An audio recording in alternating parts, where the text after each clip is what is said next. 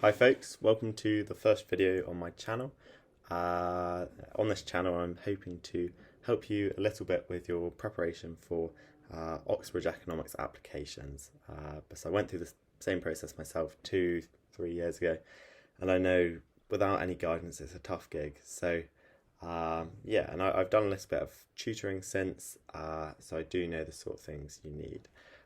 And on this video I will talk through my personal statement and kind of point out any problems with it, anything I think is good.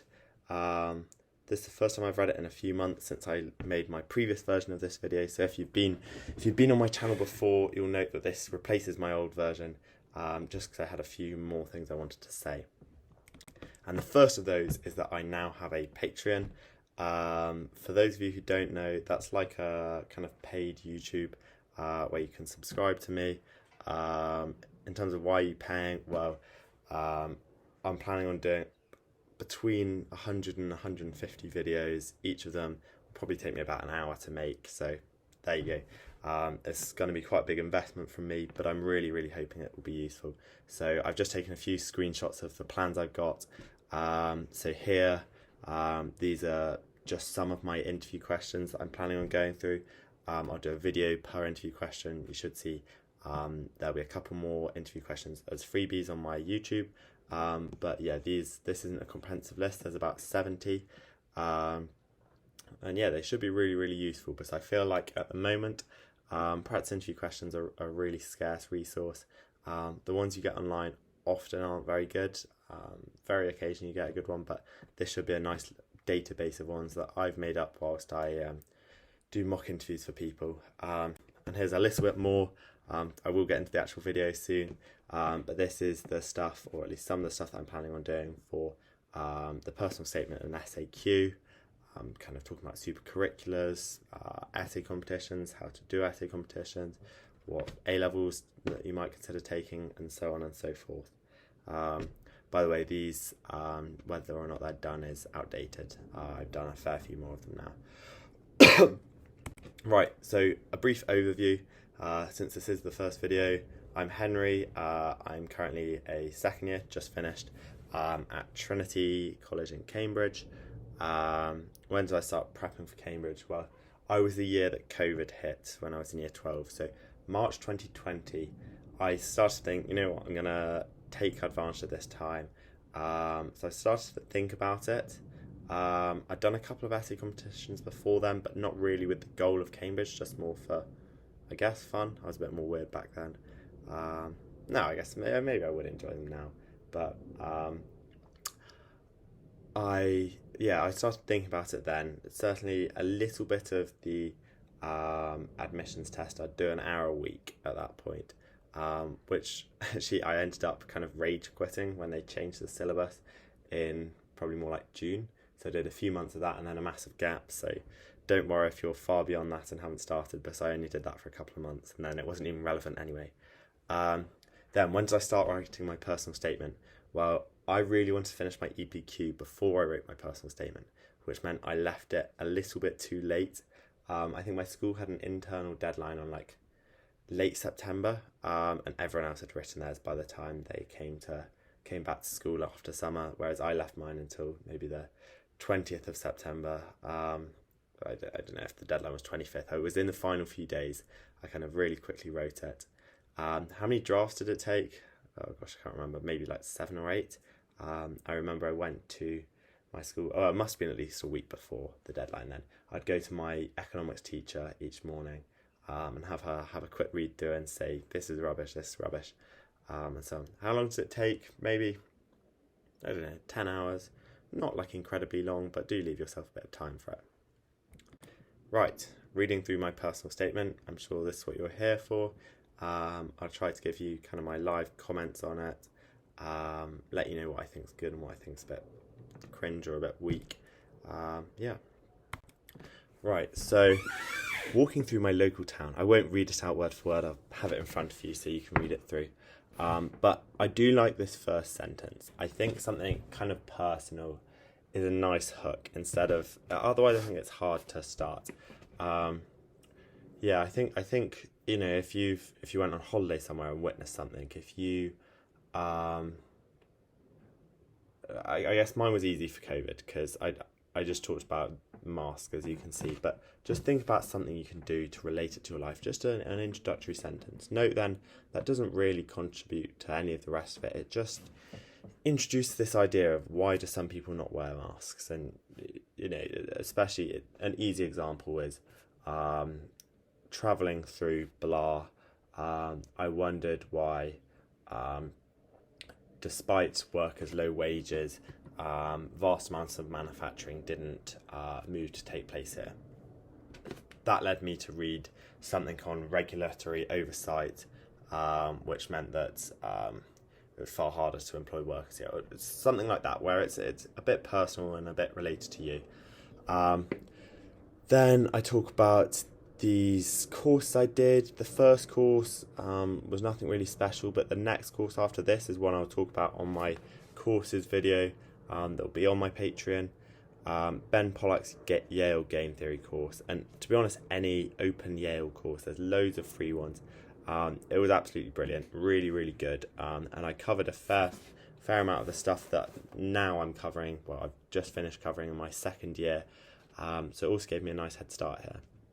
And it was kind of simple enough game theory that I completely understood it. So it wasn't. I was careful not to say anything that I didn't understand. I think that's a strong first paragraph. Next paragraph, note I was shortlisted on this essay competition. I entered about maybe 8 because I was quite on it with the essay competitions. I did my first one in December of year 12. I don't think you wouldn't expect most people to do that. As it happens, the only one I got any sort of recognition for was this Bank of England data competition, which was the first one I did, by far the worst one I did.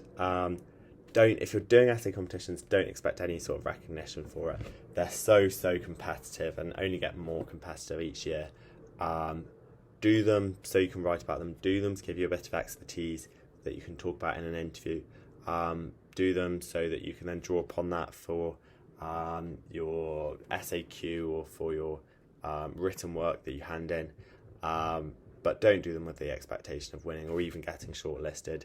I don't think I was even told that I was shortlisted. I emailed in to say, hey, is there any feedback? And they said, actually, you got shortlisted. That's a nice thing to have, but it's not a game changer.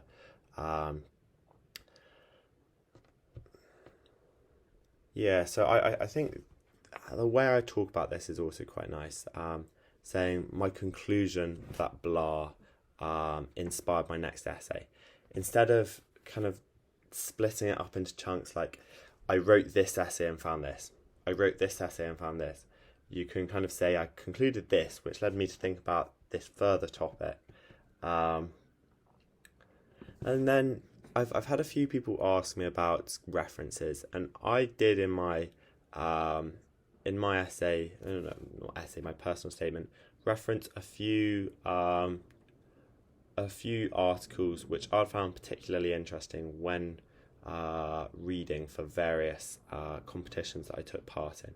So referencing is fine. You don't need to kind of put a full Harvard reference at the end. Just put it in there. Just make sure you've understood it, you've read that article.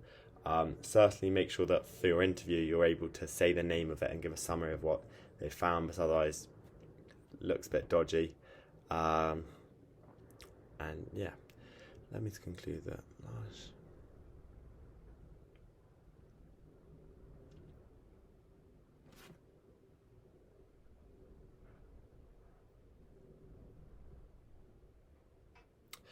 So here, for example, through a REIT-style dividend incentive, I know vaguely what I'm talking about, which is at the time I knew that if you're registered as a REIT, that's a real estate investment trust, I believe, essentially a company that just invests in real estate, but it's got a certain tax treatment that means that it's obliged to pay out a certain amount of its income to its shareholders each period.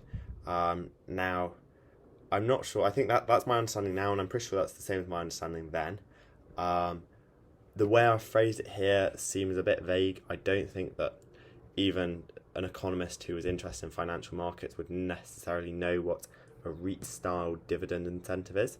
So if you're giving kind of policy prescriptions, be careful with how kind of vague it is, because I don't think this is any good. I think my point was that I wanted them to return more earnings to shareholders, essentially to stop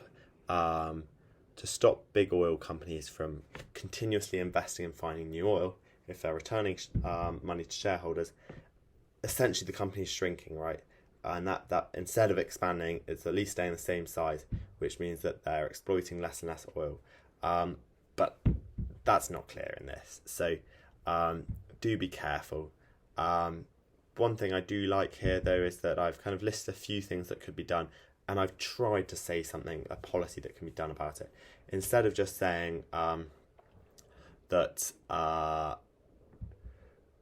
we should return more earnings to shareholders. You can say a tax system like this REIT dividend incentive could be used to incentivize this, and it just makes it a little bit more specific. Then next page or next paragraph, EPQ. So I guess I occasionally get asked how useful is an EPQ. My answer to that is really useful, but about as useful as maybe 2 or 3 essay competitions. It gives you a really strong kind of specialist area of knowledge, but you could do the same by doing a couple of essay competitions. I can't imagine they care much about it giving you a grade, so I think there's a trade-off. I think it's worth doing if you can, but they're certainly not necessary. Evaluating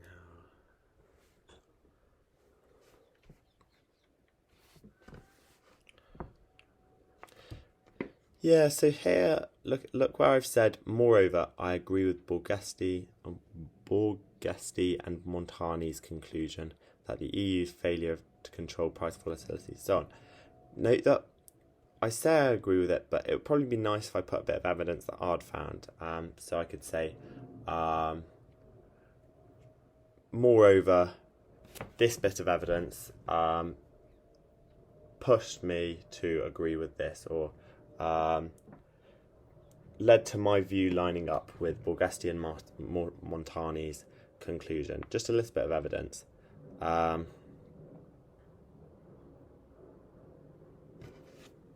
Yeah, I think that's quite a strong paragraph. So if you want a paragraph to kind of draw from, or not draw from, but to be inspired by, I think this is a good one. Yeah, next paragraph.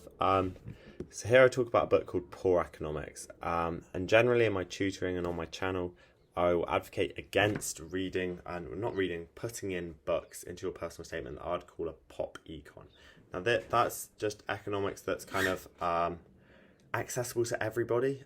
If it's the sort of book that your dad might read for fun on the beach, then it's probably not the sort of book that you should include in your personal statement, unless your dad's an economist.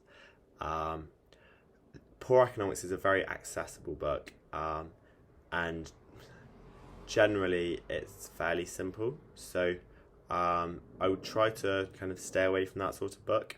And if you're going to talk about books, talk about things a little bit more sophisticated. The reason why I included this is because of, if you go to halfway through the paragraph, I say they also discuss a flight to quality. Then read on to the next sentence, which says, reading Intermediate Microeconomics by Varian, I came to understand the Slutsky identity and these instances of Giffen goods. So this was quite a nice use, and this is why I put the book in. Essentially, I'd found this type of good in this microeconomics textbook, which is by Varian, where as the price goes up, the demand for it goes up. And in simple terms, the reason why this is imagine you've got, you're incredibly poor, and all you can afford is the cheapest type of food, let's say rice. You eat almost solely off that, let's say 80% just plain rice, and then 20% you have nicer rice and curry. Now if the price of rice goes up, then what you do is you have to cut you still need to consume the same amount, which means you can't switch to consuming nicer stuff. You've got to cut the nicer stuff and consume more rice. So I hope that makes sense. If it doesn't, look up what a skiff and good is. But it's quite a cool concept, and I saw this in this book, which is why I included it. And I think it's a nice touch because it shows that I understood this concept. But I do think I probably spent a little bit too long on poor economics, with it being a pop econ book. Then, looking at this this book, Intermediate Microeconomics by Varian, this is the first year microeconomics textbook. It's what you spend the whole of first term looking over. It was a really good thing to read. It's highly unlikely that students nowadays would have time to read it. The only reason why I had time to read it was because of COVID. I was in lockdown. Didn't have to do half as much work for my A-levels as most of you, because they were cancelled. So I mean, they were cancelled the year after, but the workload was still quite light during that period for me. So yeah, I read about 20 pages a day. Perhaps, if you guys are interested, buy it on World of Books. It'll be about £5 if you get a second-hand version. Just read 20 pages a day for a little bit, read the first half or something. It's a really, really good book to read, because unlike, say, our macroeconomics textbooks, where we draw upon 3 or 4 different textbooks in first year, we just draw upon that book in first year for micro, which means you're really getting a good feel of what the course is like, I think. And so I think I should have emphasised this more. This is a really impressive book to have read. It meant when I went into my first year micro, first of all, I did really well at it, but it was a lot easier because I'd covered a lot of it. So I think I should have explored that a bit more. Now, I enjoyed exploring how Keynesian theory. Yeah, so this book I thought was kind of something a bit cool, something that no one else would have put in. Robert Skidelsky's trilogy on Keynes. It's this monster book, about 1,000 pages long, with tiny, tiny text that talk through Keynes's life and how he came to decide on his theories and how he used them in government. And I think it's interesting. I don't think that's necessarily kind of targeting Cambridge with that sort of content. I think Cambridge just much prefer the theoretical, and probably the same with Oxford, prefer the theoretical economics. But it's interesting, and I think it definitely would have appealed to the other unis that I applied to. And it was really just trying to motivate why I wanted to apply for economics. That's what I was trying to say here. Economists have been at the heart of designing policies. I don't know why I decided to just mention a policy instead of expanding upon it. That this is a good thing, that if you are talking about some sort of policy, there's no reason to just mention it like that. Economists have been at the heart of designing policies such as Eat Out to Help Out.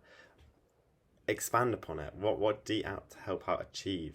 How did it boost the economy? What factors will economists have taken into consideration when designing it? For example, I found it really interesting. I remember at the time, so I knew this at the time, that Eat Out to Help Out, for those of you who don't remember, it was that half price scheme on restaurants subsidised by the government. It actually cut inflation by something like 0.5%, because price of eating in a restaurant fell on average by 30%, because it was only some of the time. People spend, 3% of their income on eating out, which means if something falls 30%, that's a 1% reduction in overall prices. Don't know if that maths is right, but I could have talked about that. I could have looked at other ways that they'd analysed its impact on the economy. I could have looked at how they traded off that against the spread of COVID. But I just mentioned it, so avoid that sort of thing where you just mention something in passing and don't develop it at all. In addition to my academic study, this is a bit of a kind of about me, a waffly. To be honest, I don't think Cambridge will have cared at all about this. My confidence, leadership and teamwork abilities, I don't think it's needed for Cambridge, but I wanted to put a little paragraph at the end talking about this sort of stuff, and I would say you can if you want, you don't need to. But certainly don't make it too long. Don't make it much longer than that, so you don't want to waste words on it. Right, now a brief general overview of the preparation I did.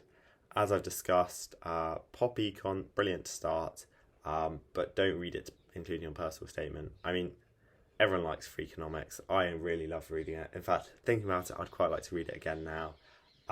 It's just a good book. It's a fun book to read, but it's not going to make you stand out, is it? If you say that inspired you to do blah, it's like, well, it did the same for everyone. So really, you want to be talking about more sophisticated economics books. I'll go into more detail in a later video about this, but stuff like Capital in the 21st Century by Piketty, or some of the Stiglitz inequality stuff, just stuff that not kind of that you wouldn't read on a beach, really. Then also economics textbooks. I've already talked about this. You can go online and find the Cambridge Economics reading list, and look at either micro or macro. Don't worry about history or politics or quantitative methods for now. I'd look at either micro or macro and read a little bit of one of those. They'll take you a while, so maybe just focus on one.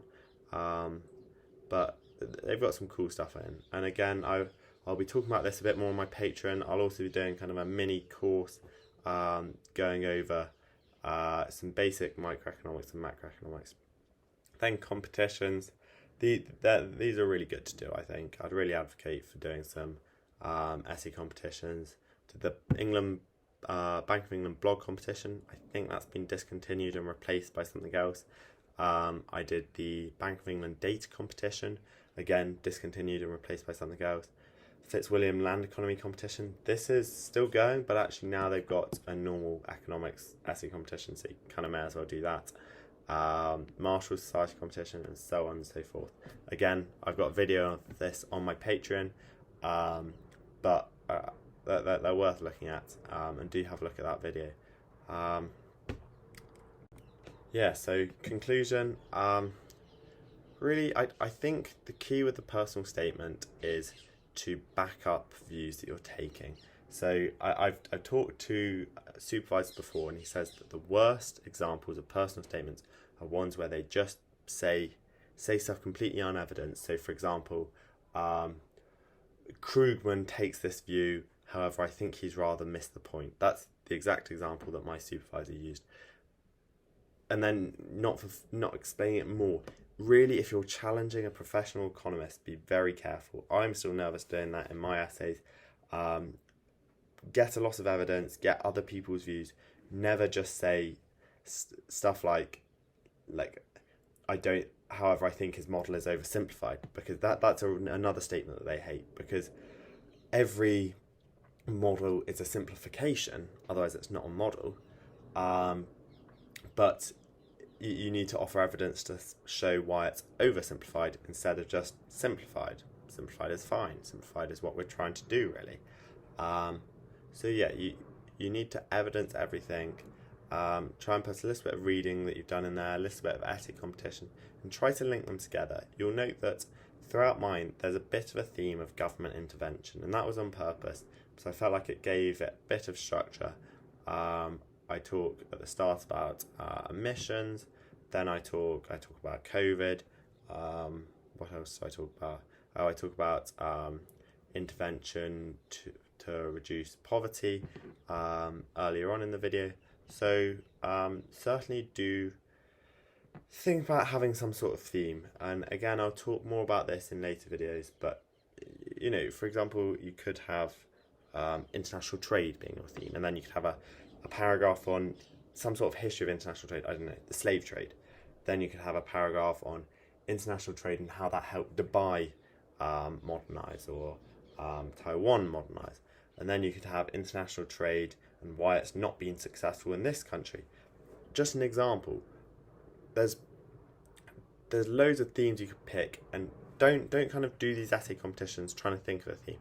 Just when you sit down having to kind of start thinking about what you want to include, just look at what you've done and think, is there something to group this all together? Yeah, as I said, I'll go into more detail on this later. I hope you found that helpful, and for those of you who are watching this a second time, I hope you found this just as good as my original video.